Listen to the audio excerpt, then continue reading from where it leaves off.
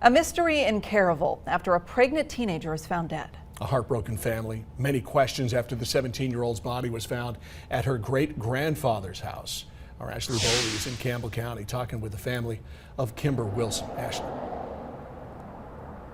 Yes, good evening. You know, the family, of course, is mourning this loss, deeply emotional this morning. Mom even sobbing into my arms. I was able to talk with Kimber Wilson, the 17-year-old pregnant woman, her best friend, Megan Smith. Kimber's best friend tells me she was a kind and loyal friend. Smith says she was pregnant and so excited to be a mom, saying Kimber was like a sister to her. Now she and Kimber's family want answers. I can't believe she's actually gone. I don't believe it. She was a sweet living girl. Because she was beautiful.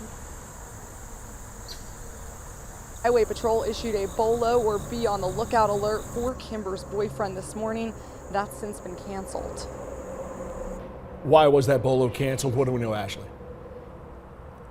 Yeah, we're working to learn that information, Ted, from the Tennessee Bureau of Investigation as well as the Caryville Police Department, who are jointly investigating this death as to what happened surrounding these circumstances. Ashley Boley in Campbell County, thank you.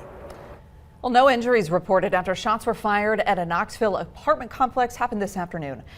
Excuse me. Officers were called to a dispute between the landlord and a tenant at 100 Brentway Circle. They say the 62-year-old named Greg Swanson fired shots from inside of his apartment at the door when they showed up. Police say Swanson surrendered after extensive negotiations. No word yet on specific charges.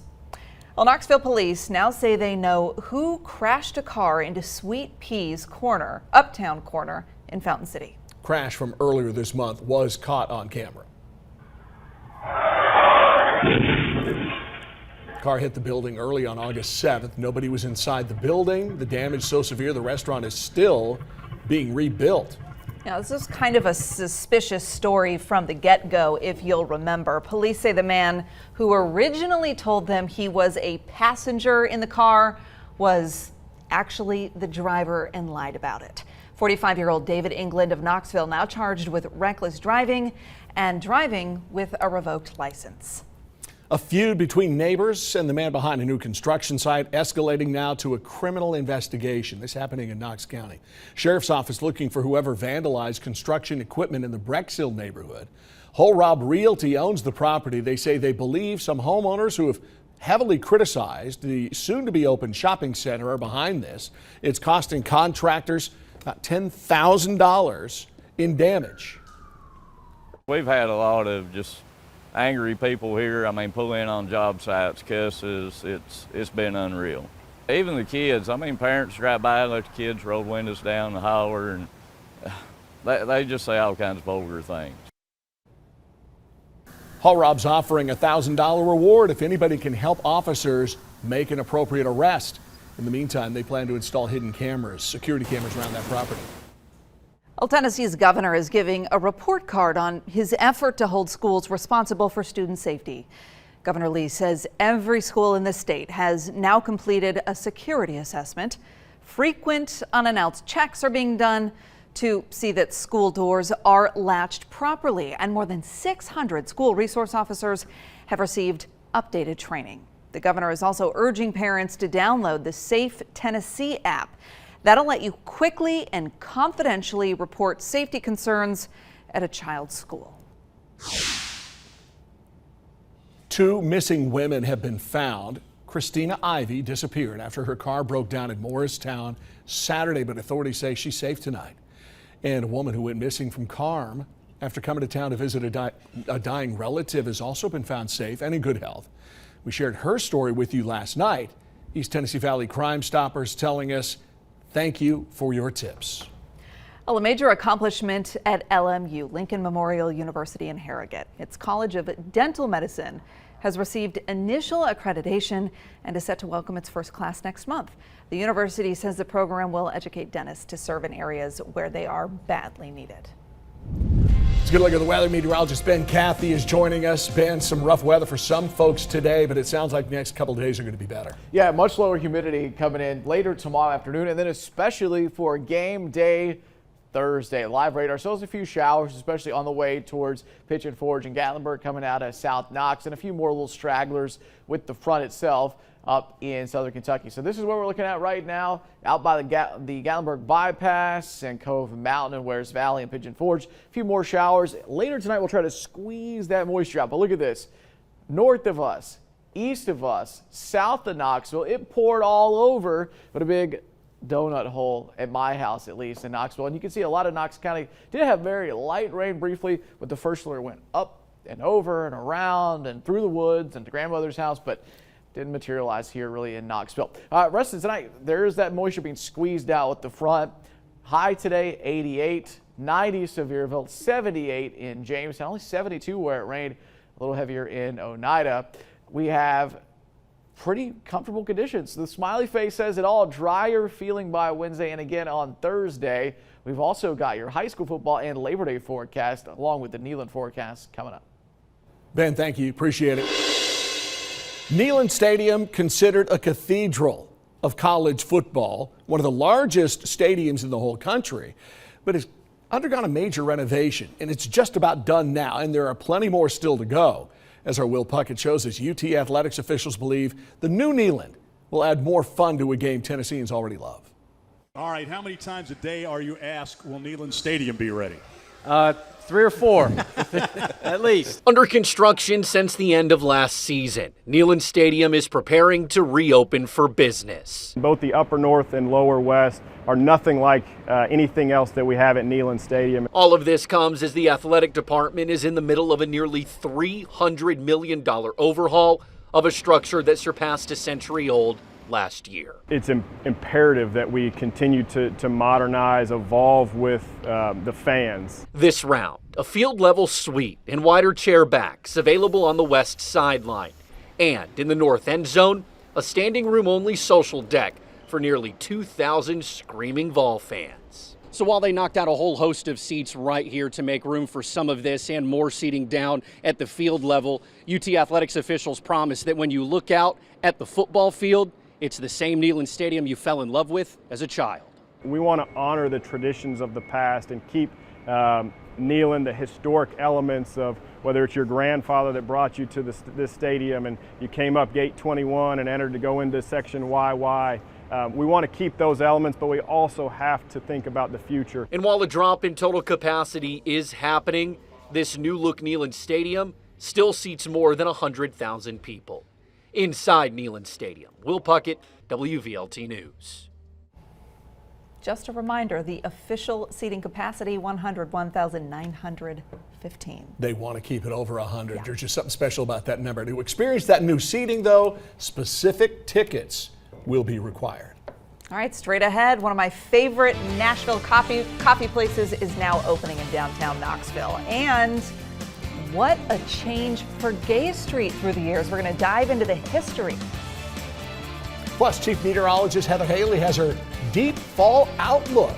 When's it going to start feeling like fall around here? She's got some answers. From your official station of the Vols and WVLT Sports, it's your 30 days, 30 Vols. Sponsored by OEB Law. We're just a couple days from kickoff as our 30 days, 30 Vols countdown continues with Memphis native Jabari Small. The versatile back led Tennessee in rushing last season, and number 2 is looking for much more in 22. Sometimes social media gets things right, and I think one of the funniest things I've seen for the last couple of months is you making a cut on a Kentucky player and people saying, Jabari, why do you have to do that? He's got parents too, or his mom's watching. Yeah.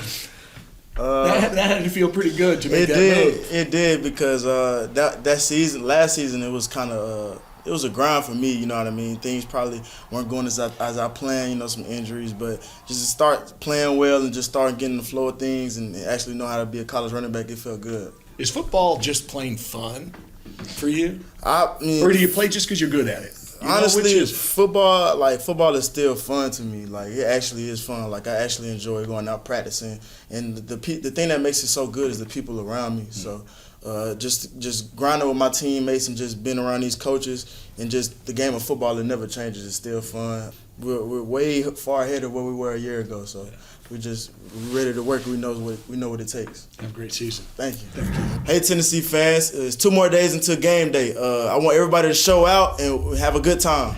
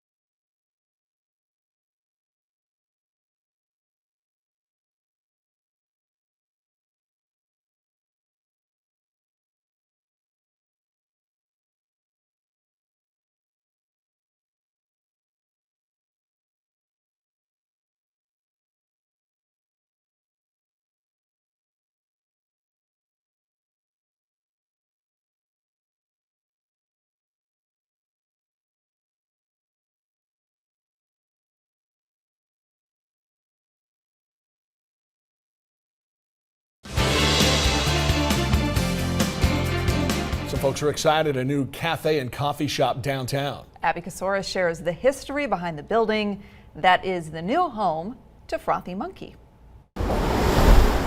Looking around Gay Street, you can spot new signs and ones from decades ago. Before Walmart and so forth, people would come as far away as Kentucky or North Carolina to come and shop in downtown Knoxville. Some people would come, ride the train in and get a hotel room and stay here for 2 or 3 days and shop. Jack Neely with the Knoxville History Project says new businesses are finding value in old buildings. Gay Street was always the main shopping street for Knoxville. Before you stepped out of a store, you had to find a place in the stream of people walking by just to wedge yourself in, like you do when you're getting on the interstate or something like that. I think I went into Cress's once or twice when I was a kid. The Frothy Monkey, a cafe, coffee shop, and bakery moving into the Cress building. The architecture and the feel still looks like it did when the building was built in 1925. The Cress building was probably one of the first chain stores in Knoxville, and it was very popular. Cress was distinctive for its architecture, and I think most cities, Knoxville size in America, had a Cress store downtown, and they made them all look special with an unusual facade, interesting, stylish facade. The building, older than the iconic Tennessee Theater. There are just 1,000 stories with every address, and I think a lot of people with any imagination at all imagine that there are a lot of these stories. In Knoxville, Abby Casoris, WVLT News. Your first alert forecast with meteorologist Ben Cathy. Storms all around Knoxville earlier today, but not too many in Scruffy City itself. Looking west right now, the sun is coming back out, although there are a few showers still lingering, especially right in this line. It's fading fast, but by this evening, we'll squeeze out a little bit of the moisture with that cold front. Not going to take us down much temperature-wise, but a lot of lowered humidity out there. Feeling a little more fall-like in the mornings ahead. And one little shower on the west side of Gatlinburg right now, heading a little closer to downtown. A few more showers heading into Wayne County and Fentress County. So the chances to mow or let it grow, now's the time to do it. And cooler mornings could help you too, at least stay comfortable. 10% chances pre-dawn and extremely rare. It's more like a 1 to 2% chance in the early morning hours, and then a 10% chance heading into Friday late. Like very small. Nice looking days ahead. Off to school tomorrow, warm day, 65. Doesn't sound warm, but we'll get up to 87, just less humidity. After the fog is here, may want to dress the kids in something a little brighter tomorrow if they're waiting at the bus stop, because it could be pretty foggy for a while. Here's the forecast where you live. It's a north-northwest wind at 5, so coming like this across the map. 87 Knoxville, Pigeon Forge, Kingston, 88 in Elida, Athens, Spring City, Sweetwater, Loudon, Madisonville, Tellico Plains, and Etowah. I think I got all the 88s, and a trio of 81s, Crossville, Wartburg, and Jamestown. How about 83 Claiborne County and Stearns too, and 84 to 85 in parts of Cocke County. All right, so the break from the humidity continues on Thursday. Great football weather, getting a little more muggy on Friday, but your Thursday forecast by the numbers. Your I'm All Vol forecast is back, and it starts tomorrow. 89 at 4 for the tailgaters of the Ball Navy, 82 at game time, 74 as the game comes to a close. It is going to be warm on Thursday and on Friday. Friday could be back into the 90s, but by football time for high schoolers in Tennessee, 84 on the gridiron at 7 p.m. Again, that's Friday. Very isolated shower. Saturday, slightly better chance. Sunday, a similar 20%. And then Monday could be soggy at times. We got a long way to go, though, to fine-tune that forecast. 89 Thursday, 91 on a Friday, 90 Saturday. Bumped it up a little bit. Low-end rain chances. Still pretty warm into early next week, but drying out a little bit Tuesday night into next Wednesday. Ben, thanks a lot. All right, sick of summer heat. Yes. Looking forward to the trees changing color. Yes, it is almost fall. Chief Meteorologist Heather Haley has a look at what you can expect to see and feel in the next season. Fall is a popular season in East Tennessee, with the fall color in the mountains attracting tourists and, well, of course, locals too. But the weather this summer plays into how colorful that view will be. During the fall, the day-to-day weather encourages the leaves to start changing, with cooler nights and sunshine starting that transition. But the overall rain the past few months can actually help determine how long those trees keep the leaves on and keep that color going longer. That means the late summer rains can help us out. Now, in terms of those cooler nights, it could be a while. Let's talk about those averages first, because this is the big trigger here as we naturally cool down. On average, September's high is low 80s, nights in the low 60s. Knock that back, October drops to highs in the low 70s and nights in the upper 40s, and on down to an average high of 60 in November and lows making it to the upper 30s. That is definitely a good dramatic change for these first few months of that fall. Now, this is how it could delay the fall color, because we're looking to be warmer than average overall in the country. So fall color definitely delayed here in terms of right here at home as well. Now, those trees are at least healthier from the summer rains, but this fall does look like it's actually going to be below average on that rainfall for the next few months. So if you are just looking forward to that fall color, the average peak could be a little delayed, but that does start in September in the Smokies and gradually builds up in the mountains to more colorful later in the month, peaking in early October. By late September, the higher elevations outlining the valley start changing, and the peak fall color is mid-October. Meanwhile, down in the valley, that peak is really late into the start of November. So the fall trees are definitely strong after summer rains, but that transition to fall color could be delayed slightly due to that warmer than average dry trend as we move into the late season. Now, when it comes to it overall, that means that we do have a warmer couple of months and, of course, a little bit drier. But we'll be continuing to wait to watch those leaves actively change and keeping an eye on the tropics, because that could be kicking up some bigger rains for us. All right, let's get to sports here. A little over 48 hours till kickoff, Rick. Oh, can't wait, right? The wait is almost over to see the Vols and Ball State Cardinals open the season Thursday night inside Neyland. Last night, The coach was at Calhoun's on the River, fielding questions on Vol calls. He was asked about beating Bama and Kentucky, and while that's the eventual goal, he's more focused right now with Thursday's opponent and a new approach on the defensive side of the football. For us defensively, one of our things, we were really good at, finding ways to create negative plays last year. We got to tackle well in space too. The first ball game of every year, every head coach and every defensive coordinator talks about tackling. I think we've done some things in the build-up that will pay dividends during the course of the season and should show up week 1 too. And again, that week 1 matchup is the first ever for UT against Ball State out of the Mid-American Conference. Playing in big stadiums is not foreign to the Cardinals, who visited Penn State last year. But head coach Mike New knows the challenge at Neyland will present his troops. It'll be a different one. The guys that made that trip a year ago, that'll help just because it was, obviously a great environment, loud. You got to make sure you focus on, obviously, communication, making sure you can hear the snap. Certainly for a lot of guys, this will be the first time in this kind of environment. So awesome, one of the best stadiums in college football to have 100,000 plus. Great atmosphere, and we've been prepping as much as we possibly can to make it hard in practice to hear.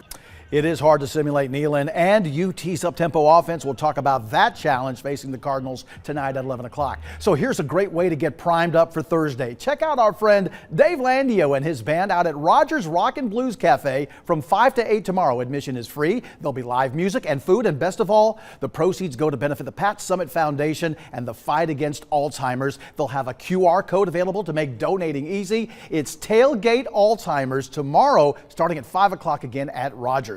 Hey, because of Tennessee football, there's no rivalry game on TV this Thursday, which means no coach's playbook tonight. But there's plenty of action Friday, including a game involving these guys.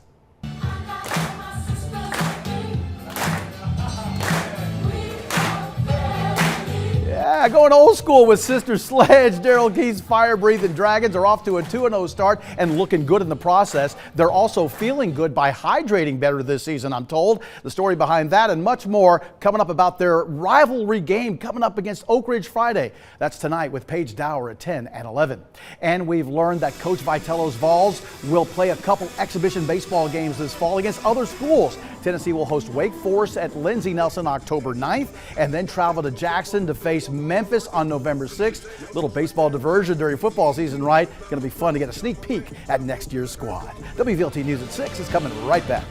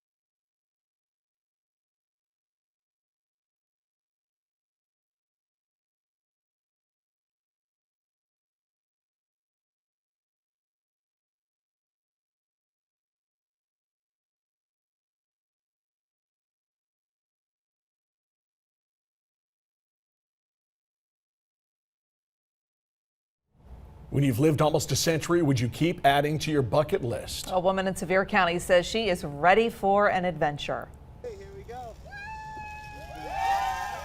At 90 years old, Ann Rigg wanted to ride a zip line to celebrate her birthday, and she did it. Her coworkers at Dollywood got together. You can hear them cheering in support.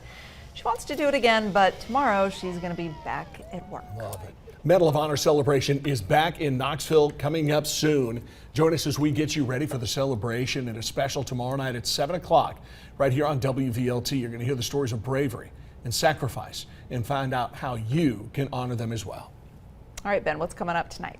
Well, we got some fog later on, a few showers before about 9 to 10 o'clock in the mountains mostly. We'll start out in the mid-60s and top out in the middle to upper 80s, depending on where you live. Lots of sun shining, gradually lower humidity. The 8-day forecast, only a couple days away from football time in Tennessee. 89 for the high Thursday, 82 down to 74 for the game. Beautiful weather for much of Labor Day weekend. We're tracking a few more showers Monday. And low humidity Thursday. Can you repeat that? Yeah, feeling really good. Nice. Thanks for joining us, folks. We appreciate you. Have a great night. We'll see you back here tonight at 11.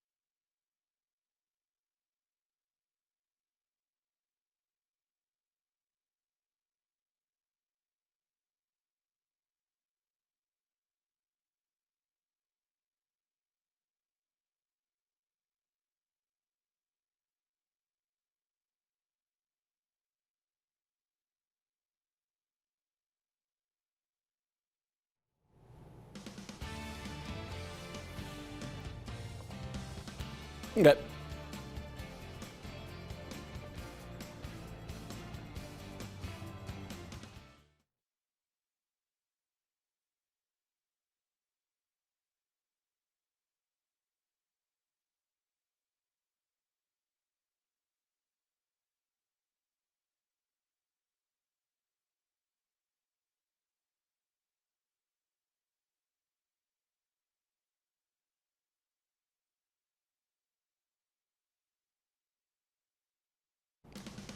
Good evening, folks. I'm Ted Hall. Some of the stories we'll have for you tonight at 11 here on WVLT News. You recognize the person in this photo. An East Tennessee Sheriff's Office calling them a prowler with a firearm. We're getting reaction from the people nearby at 11.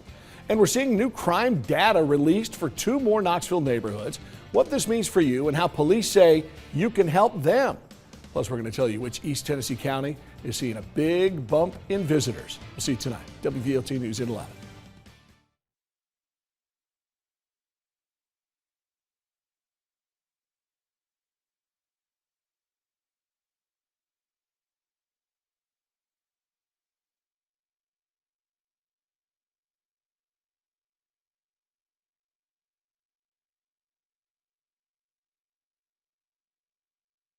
it's imperative that we continue to modernize, evolve with the fans. It's all about keeping up with the times. Coming up tonight, WVLT News at 11. What are you going to see new and improved inside Neyland Stadium?